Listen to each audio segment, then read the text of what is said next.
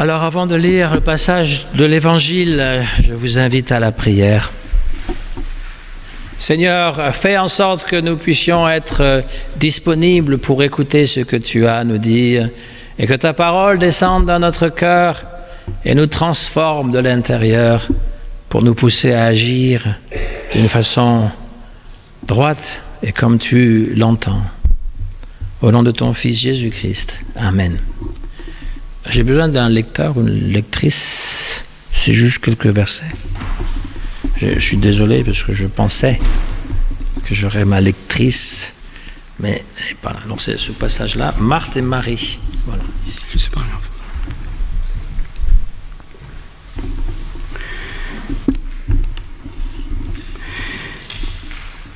Jésus est en route avec ses disciples. Il entre dans un village. Là, une femme qui s'appelle Marthe le reçoit dans sa maison. Elle a une sœur qui s'appelle Marie. Marie s'assoit aux pieds du Seigneur et elle écoute ce qu'il dit.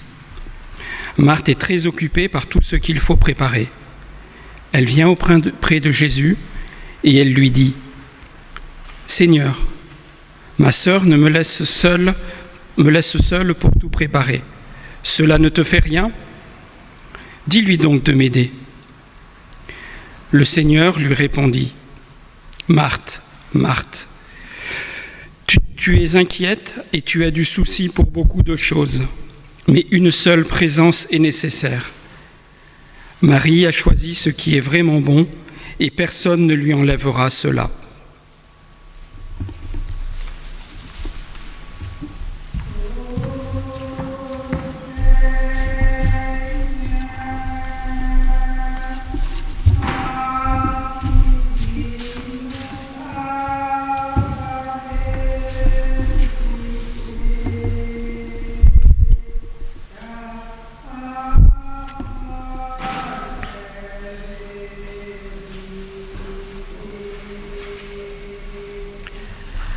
Ô Seigneur, sanctifie-nous par ta vérité. Ta parole est vérité. Voici un court passage relativement bien connu. Deux sœurs, Marthe et Marie. Marie écoute au pied du maître et Marthe, elle sert, elle fait la cuisine. Et à un moment donné, elle va s'adresser à Jésus et lui dire « Ça ne te fait rien qu'elle ne fait rien du tout et moi je fais tout dans la cuisine ?» Et Jésus va lui dire que tu te soucies de choses, mais Marie a choisi la meilleure place. Alors, ces deux sœurs, en fait, elles représentent deux tendances que nous avons tous. Marthe, parce que Jésus ne juge personne là, il ne dit pas que Marthe est en train de perdre son temps. Parce que Marthe, elle représente une conscience des responsabilités, c'est l'hospitalité. On nous dit, Jésus, il se promenait avec ses disciples. Il est dans la maison de Marthe, et donc elle prépare le repas, pas juste pour Jésus, pour les disciples. Il n'a pas laissé les disciples à la porte. On ne sait pas combien ils sont, mais ça veut dire quand même de préparer quelque chose de conséquent. Donc Marthe, elle représente le sens des responsabilités. Elle a aussi ce souci de l'accueil, de l'hospitalité, et c'est une nécessité. D'ailleurs, on raconte cette histoire. Je ne sais pas si elle est vraie, mais c'est une belle histoire. Il y a un frère, c'est-à-dire frère catholique, un moine, qui va dans le désert du Sinaï pour rencontrer donc un grand sage. Et il voit les vieux frères qui sont en train de travailler dans le jardin. Et il a cette exclamation que « Ne travaillez pas pour la nourriture qui périt, parce que Marie a choisi la meilleure place. » Donc le vieux sage, il dit « Voilà, Préparez une cellule pour notre ami, pour notre invité, donnez-lui un bon livre, et comme ça il va être tranquille. Et là il passe plusieurs heures, et là l'heure de midi passe, il pensait que quelqu'un viendrait pour l'appeler pour manger, mais rien. Arrivé vers 2-3 heures de l'après-midi, il va trouver le vieux sage, il va dire: est-ce que personne n'a mangé? Est-ce que les frères ont mangé? Il dit oui. Il dit: pourquoi tu ne m'as pas appelé? Il dit: mais parce que tu es tellement spirituel, tu es tellement engagé dans la spiritualité qu'on pensait que cette nourriture terrestre, passagère, ne t'intéresserait pas. Et là, il réalise son erreur qu'en fait, Marthe, elle est aussi importante que Marie. Parce que juste écouter le maître et rien préparer, ben tout le monde reste sur sa faim. Ça, c'est vraiment au sens littéral. Donc, Jésus ne fait pas le reproche à Marthe qu'elle s'active dans la cuisine pour préparer un bon repas. Et comme on l'a vu, c'est quelque chose qui fait partie de notre sens de responsabilité.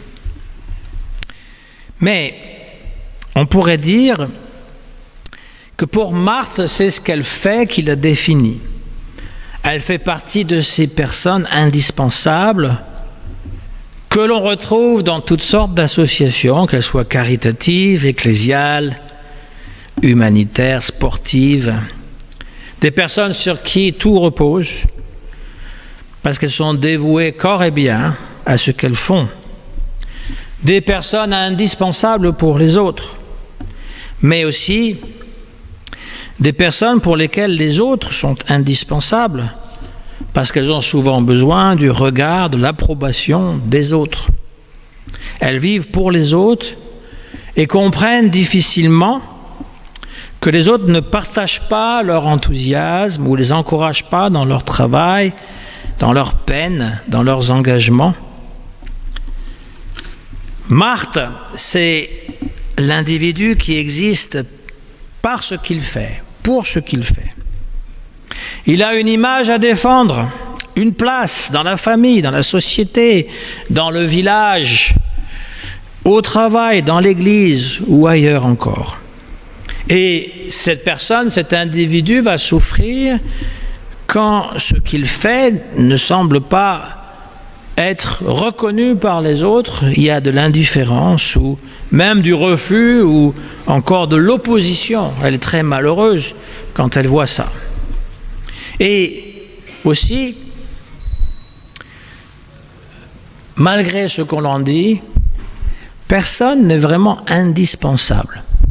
On pense cela parce qu'on voit que les autres ne font pas ce que l'on fait, mais il y a toujours quelqu'un d'autre qui va faire le travail que nous faisons. C'est une inscription intéressante qu'on peut trouver rarement, mais on peut le trouver sur un cimetière. Ici sont enterrés des gens qui étaient indispensables. Quand on habitait près du Père-Lachaise, c'est un cimetière parisien qui est visité comme une promenade. On fait une promenade du dimanche au Père-Lachaise. Et donc il y a des illustres, des gens illustres qui sont enterrés là, puis des gens qui, on ne sait même pas qui c'est. Et ça m'a toujours amusé qu'en fait tous ces gens qui sont enterrés, il y en a qui sont sous nos pieds, sous l'herbe verte. Et on marche sur leur tête. Et ils sont complètement inconscients de cela, et nous aussi. Et pour nous-mêmes, je ne vous apprends rien de nouveau, mais tout le monde nous aura oubliés une fois qu'on sera mort.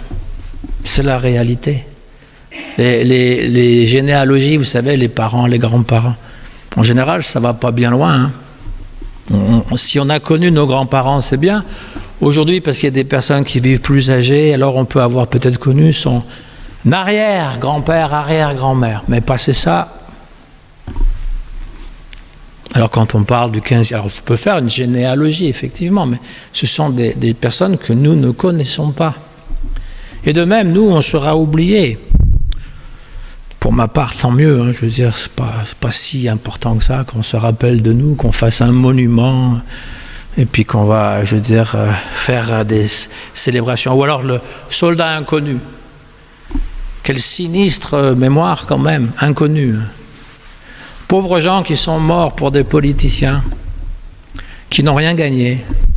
Et on va allumer une flamme pour eux, on ne sait même pas qui c'est. Pour la gloire des politiciens modernes, c'est tout.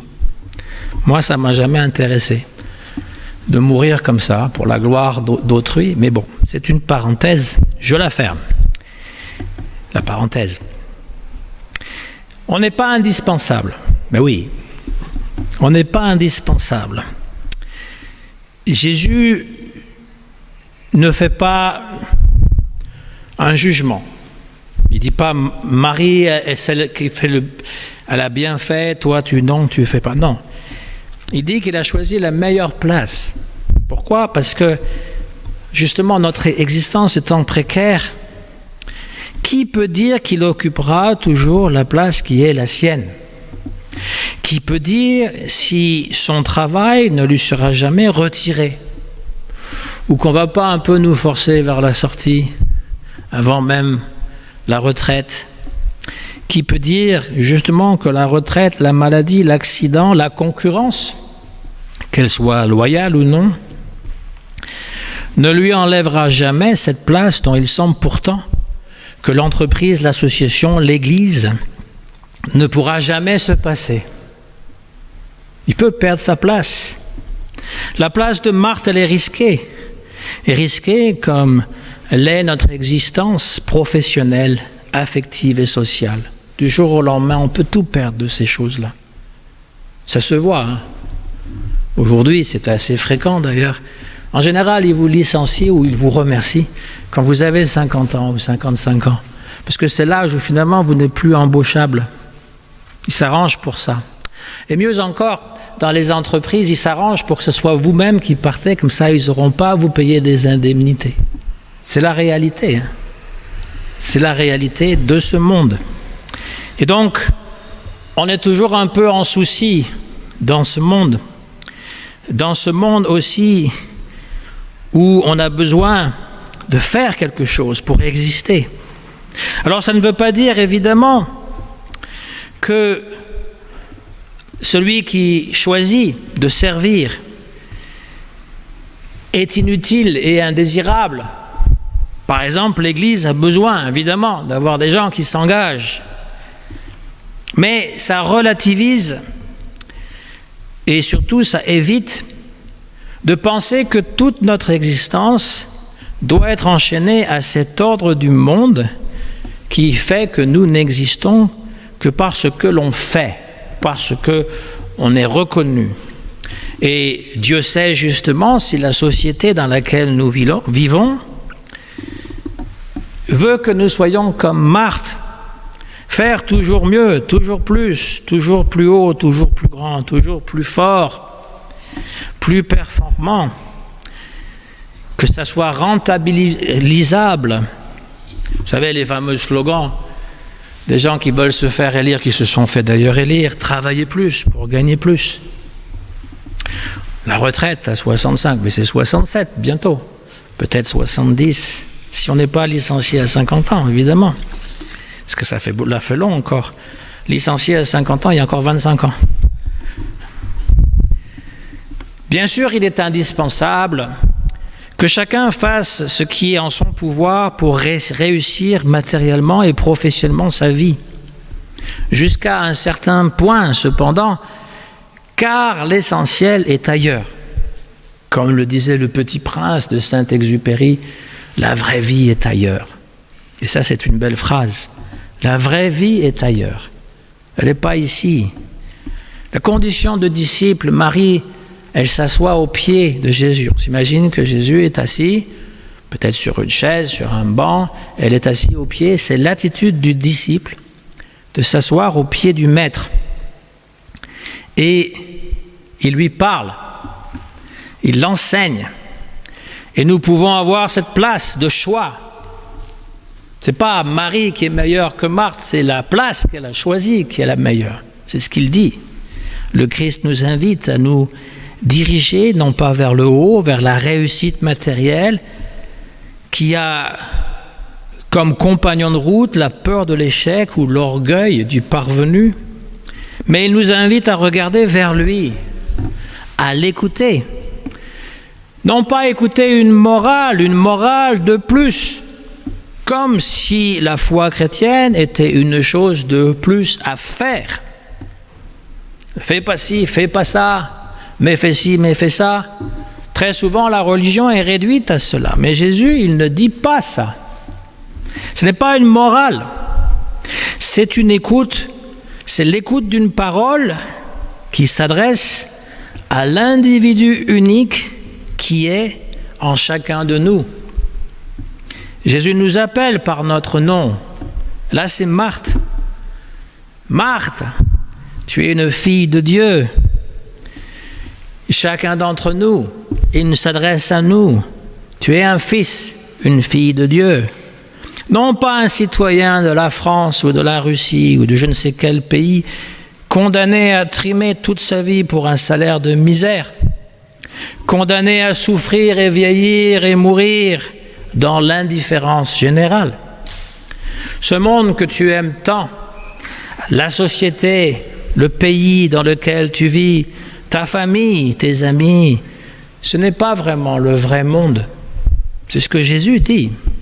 Ce n'est pas le vrai monde. Tu es un fils de lumière. Tu es une fille. Marthe, tu es une fille de lumière. Tu n'appartiens pas aux ténèbres de ce monde. Écouter la parole de Jésus, c'est une écoute active. Ce n'est pas ne rien faire. Marthe sait faire, mais on ne dit pas que Marie est en train de perdre son temps. C'est une écoute qui va lui profiter, que personne ne peut lui prendre. On ne pourra pas prendre sa place. Quelqu'un d'autre pourra s'asseoir aussi au pied du maître. Mais cette place, elle est la nôtre. Nous mettre à l'écoute de celui qui nous appelle par notre nom. Lorsqu'on baptise quelqu'un, ce nom, ce prénom qui a été choisi, un nom chrétien, eh bien, c'est le nom par lequel il va vous appeler. On dit toujours que même si cette personne s'en va de l'Église, sa place est toujours là. Et je dis symboliquement, on a inscrit son nom sur les bancs. Bien sûr qu'on ne le fait pas, parce qu'on aurait toutes sortes d'inscriptions. Après, chacun dit, mais c'est ma place. Pourquoi tu es assis à ma place? Mais ça veut simplement dire que l'Église est beaucoup plus grande, puisqu'elle est partout présente. Non pas la seule dénomination de l'Église protestante de France, mais il y a aussi d'autres églises, les églises catholiques, les églises évangéliques. On est libre, et c'est ça qui est assez extraordinaire, on est libre d'aller où on veut, parce que le baptême veut simplement dire que tu as été appelé par ton nom. Et qui t'appelle en premier, c'est Dieu. Certains chrétiens n'aiment pas qu'on baptise les petits-enfants, les bébés. Ils disent, ah non, ça ne peut pas être bien, puisque finalement, il ne l'a pas choisi, c'est les parents qui ont choisi. Et là-dessus, je suis parfaitement d'accord. C'est vrai. Il y a quand même une situation dans les Actes des Apôtres où toute la famille est baptisée, les enfants aussi. D'une part. Deuxièmement, la réponse des églises traditionnelles catholiques et protestantes réformées, c'est de dire que Dieu t'appelle par ton nom en premier, avant même que tu en aies fait la demande. Les parents s'engagent, oui, ils s'engagent, à donner une instruction religieuse chrétienne à cet enfant pour qu'éventuellement il puisse confirmer sa foi lorsqu'il aura 14, 15, 16 ans. Quand il aura suffisamment de maturité pour dire « oui, je crois en Jésus-Christ » et l'affirmer devant tout le monde. C'est ça la confirmation du baptême. Ce que font les églises qui baptisent que les personnes rendues à ce moment précis capables de dire « je crois en Jésus-Christ ». On le fait. Mais l'acte du baptême a eu lieu déjà avant, parce que c'est pour dire « Dieu t'aime en premier, il t'a appelé en premier ». Il connaît ton nom. Il y a un passage dans la Bible qui dit « Ton nom est gravé dans ma main ». Il y a une grande main. Encore là, c'est symbolique. Il ne va pas prendre un couteau et graver ça, ou le tatouer, parce que c'est la mode de se faire tatouer. Remarque, j'y pense, si on est à Alzheimer, les tatouages, ce serait bien, mais il faut se tatouer des choses importantes. Le numéro de de mon mari ou je ne sais pas ce qui est très important, et là on pourra regarder. Mais nous sommes uniques. Cette parole qui nous est adressée, elle s'adresse à tous, mais elle s'adresse à toi. On s'assoit au pied du maître. Personne ne pourra prendre cette place, puisque personne n'a la vie que tu as. Mais ça, c'est la meilleure place. Le service est nécessaire. Mais il faut écouter d'abord. Il faut écouter d'abord et puis servir. Ne pas servir et refuser d'écouter. Si, pour nous, c'est si important la Bible ouverte sur l'autel, c'est bien cette écoute dont il est question. C'est une parole. On parle de la Bible comme étant une parole. C'est quelque chose de sonore qu'on écoute et qui va nous mettre en mouvement. Donc voilà deux sœurs qui représentent deux tendances de la vie humaine. Nous devons être hospitaliers, nous devons être dans le service. Mais il ne faut jamais se couper finalement d'écouter ce que Jésus dit. Et c'est très simple. Je le répète toujours. Hier, on avait un mariage. On offre une Bible aux époux. Alors évidemment, c'est une Bible neuve, sous-scellée, etc. Et j'encourage les époux d'enlever évidemment le plastique qui recouvre et de la lire. La Bible, c'est fait pour être lue. Pas comme un livre de chevet, pas comme un livre qu'on va lire du début jusqu'à la fin, mais régulièrement.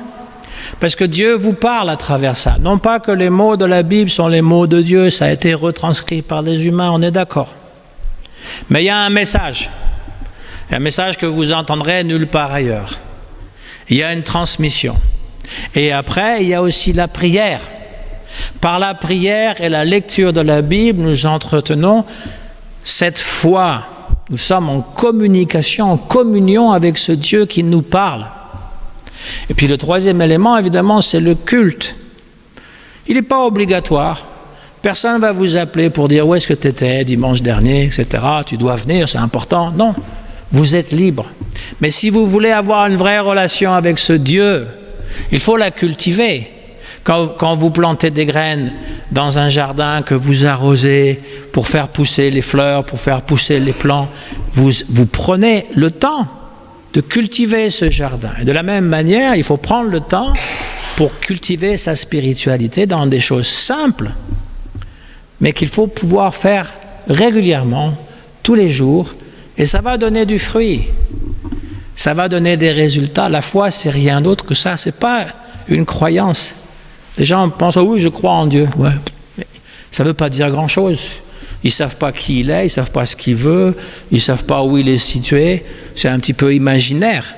Et croire en Dieu, avoir confiance, savoir qu'il dirige notre vie, que Jésus est là, ça se fait par ces trois éléments-là. La prière, comme on l'a récité tout à l'heure, la prière prend plusieurs formes. Ça peut être la louange, ça peut être la demande, ça peut être la demande de pardon, ça peut être toutes sortes de choses, mais c'est un dialogue. Et il faut laisser un peu de temps pour écouter la réponse aussi.